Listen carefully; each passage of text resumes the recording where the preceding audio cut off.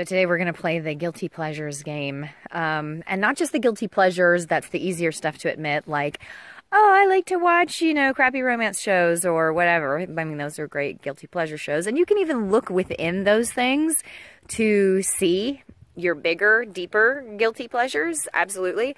But these are the guilty pleasures that you engage in, that you do. I mean, there's really no denying it, but you usually don't admit it. So this is sort of like that deep game of like, all right, tell the truth. Like, what are your guilty pleasures? And you've got to stop and take a little look at yourself and see like, well, okay, what are they?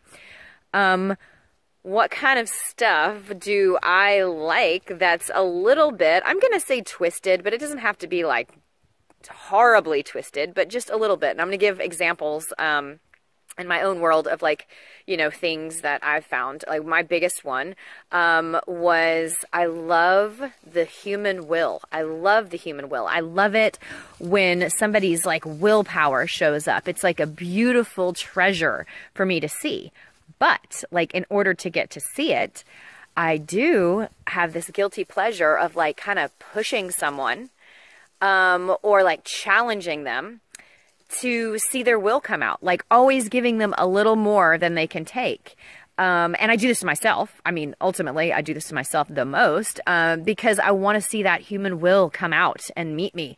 It's like my own little peep show where I get to see that beautiful human will. But, there's a little bit of guilty pleasure in it because sometimes it might not be fair, or maybe the fairness is beside the point because I can get better with that by, making sure that I play it fair. But either way, even when I'm playing it fair, it is sort of this little twisted, like, ooh, so you like to push people, you like to like actually challenge them and give them a little bit more, including myself. Like I like to push myself and give myself a little bit more than I can handle, because then the human will actually like comes through and comes out.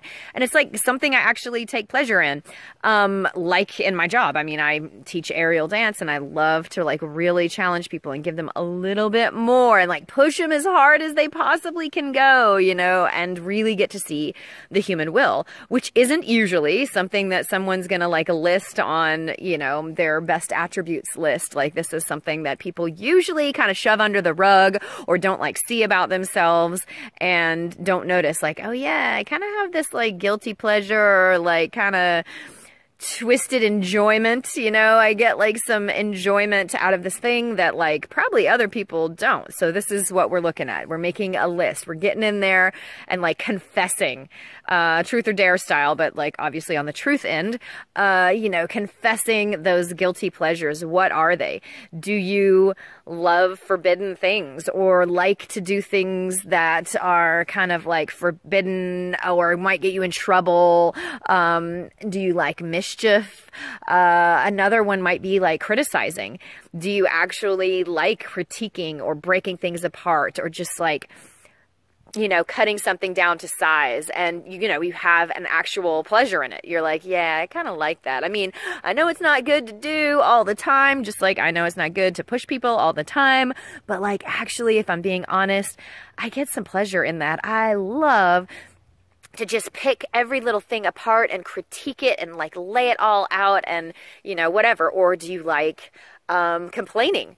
Do you enjoy that where it's like, I love to get together with my friends and just bitch and moan, complain and like get that out. I mean, venting is a very useful thing, can be. I mean, all of these things are things that are like, we might not admit that we like them because they can be destructive. They can easily tip the scales and get imbalanced and like not be a good thing. But when in the right dose, or even when in the wrong dose, we like have to admit that we do actually kind of like it.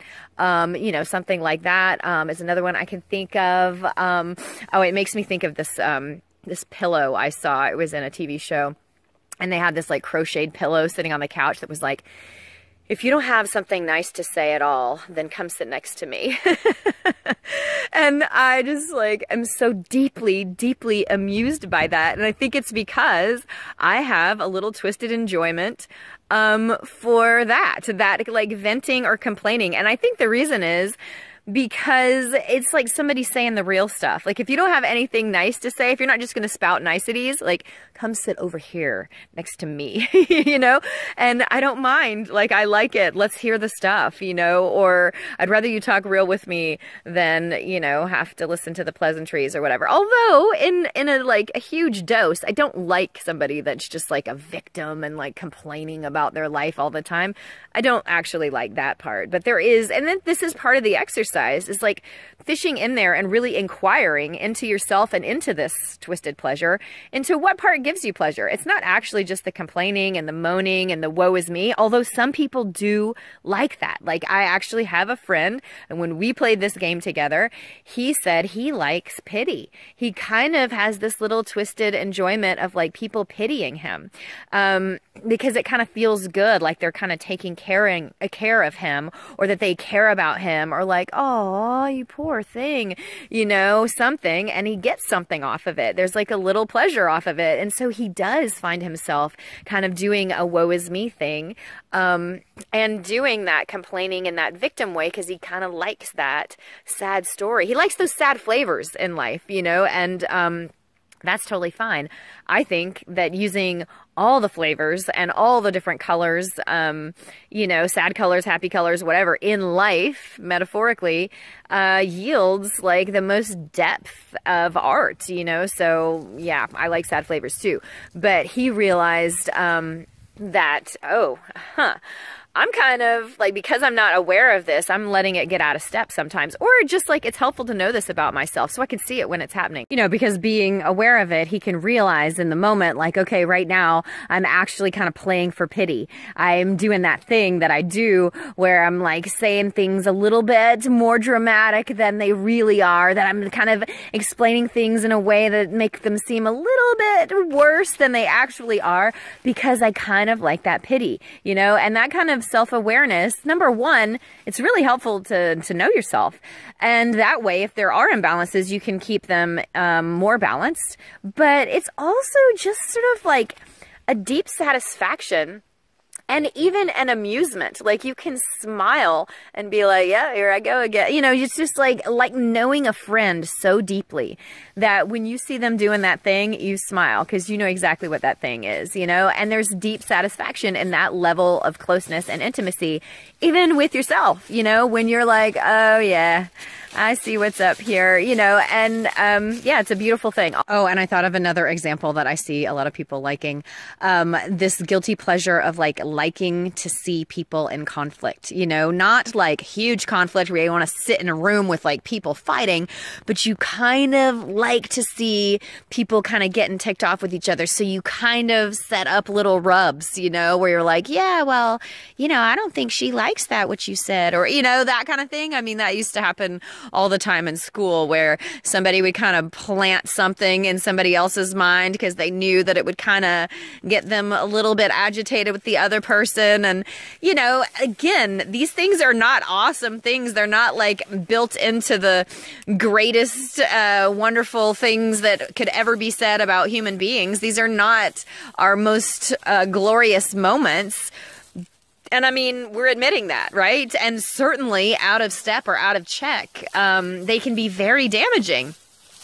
But I'm just trying to say, name them. Because if you had to really be honest, you know, like, why did you do that? Why did you tell that girl that the other one had said such and such? And I mean, guys do it too. I'm using the girl example because that's totally where I've experienced it. But, guys do it too in their own different ways. But it's like, so do you kind of like a little bit of conflict or rub, you know? Do you kind of like, because in the guy territory, I've seen them sort of like dominance, you know, a little bit of that, like, okay, so you enjoy maybe putting someone in their place. Maybe they're, you know, more in that critical, you know, being critical and like putting someone in their place or making someone look stupid. They always make fun of someone because they like to see someone kind of get put down or put into their place because, I don't know, like they like to see human humility, or maybe they like to feel safe.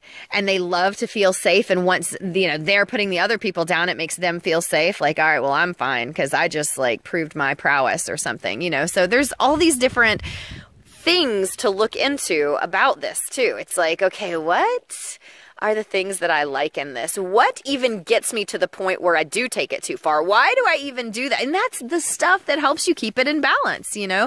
If you know, like, okay, it's actually the safety feeling that I like, or, ooh, it's actually the human will that I like. I could probably get access to the human will without, you know, pushing people beyond what they are really inviting me to, like, push them on. I mean, obviously my job, they totally invite me because it's like, hey, here you are, to be physically pushed to learn this new skill. But anyway, so these are the reasons why I think it's really important to do a list like this, but it's pretty fun. It's pretty fun to kind of get in there and look at who you are, look at your dark side, smile at it, enjoy it, see it for what it is.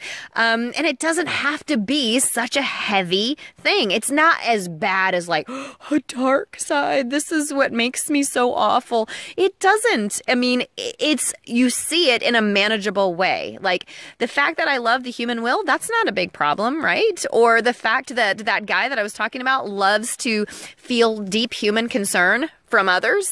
That's not a bad thing, but it's just like he goes about these little sneaky ways of getting it. And there's like a little twisted pleasure he gets in, you know, doing the pity thing so that he can see the deep human concern, you know, but so it makes it manageable. You see the underpinnings of that stuff that you usually kind of don't want to admit about yourself. And you see how like, yeah, I mean, it's kind of just a thing, or somebody who likes to vent and complain, or maybe somebody who, you know, likes to feel safe. There's nothing wrong with liking to feel safe, or there's nothing wrong with liking to feel your power. Just feel powerful. People love to feel powerful, but if, you know, crushing others is the way to feel powerful all the time, like, yeah, you know, that might be something that you might want to keep in check or keep in balance, but at least you know where it comes from. And, you know, you kind of have to admit, like, confession is another huge part of this. I feel like there's so much relief and insight and enlightenment in confession, because it means you've got to own it. You've got to look at it. You've got to say it. You've got to confess it. And that's a really big part of this one too. It's sort of thrilling and fun to get on that edge of truth that you don't usually let yourself get to, and confess instead. Push yourself right over that scary edge and like confess that, yep, okay, here's kind of the deal. I do like, you know, to complain, or, you know, hear other people get irritated with each other. Do like to criticize things and break them apart, but it's because I love looking at things systematically, or I love like a deep analysis, you know, or something like that, and you realize like where the pleasure comes from. It just gives you a better handle on it, and you can kind of see it in a manageable way. It's not like this deep, dark thing where you're just like, God, I'd love to just like criticize the heck out of people and like hate that about myself. You don't have to hate it. You can sort of just smile. Just like I said, knowing a close friend and you see something that you just know about them, and it's just like, yeah, okay. I mean, yeah, I know that about you, and you kind of see where it comes from, and yeah, just sort of this amusing inside joke to know yourself that freaking deeply.